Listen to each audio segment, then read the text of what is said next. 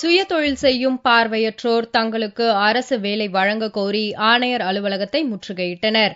மத்திய மாநில அரசு பணியிடங்களில் ஆசிரியர் பணியிடத்தை தவிர சி மற்றும் டி பிரிவுகளில் 1% வேலைவாய்ப்பு அளிக்க வேண்டும் என்று மத்திய அரசு 1995 சட்டம் இயற்றியிருந்தது. இன்று வரையில் இந்த சட்டம் முறையாக அமல்படுத்தப்படாமல் இருப்பதாக அவர்கள் குற்றம் சாட்டினர்.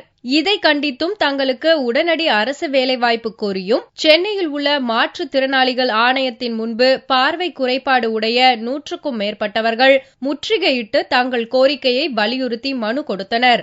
1995 ஆண்டு 1% விழுக்காடும்படி கல்வி, வேலைவாய்ப்பு, பொருளாதாரத்துறையில 1% பார்வையற்றோருக்கு ஒதுக்கீடு செய்யணும் அப்படிங்கிறது அரசாணை. அதை தமிழக அரசு பின்பற்றவில்லை, மத்திய அரசும் பின்பற்றவில்லை. அதனால் எங்களுக்கு வேலைவாய்ப்பு மிகவும் பாதிக்கப்படுகிறது. அதே சமயம் தமிழ்நாடு முழுவதும் இருக்கின்ற அனைத்து பார்வையற்றோர்களுக்கும் குடியிருப்பு வீடுகள் கட்டித்தரப்பட வேண்டும். அதேபோல் ஓய்வூதிய தொகை 400 என்பதை மற்ற மாநிலங்களைப் போல் 1000 உயர்த்தி தரப்பட வேண்டும் என்பது எங்களுடைய கோரிக்கை. பணி நியமனம் கோரி சமீபத்தில் போராட்டம் நடத்திய மாற்றுத்திறனாளிகளுக்கு முதல்வர் கருணாநிதியின் உடனடி தலையீட்டால் உடனடி நிவாரணம் கிடைத்தது. அதைப்போல தங்களுக்கும் உடனடி நிவாரணம் கிடைக்க வேண்டும் என்பது இவர்களின் எதிர்பார்ப்பு.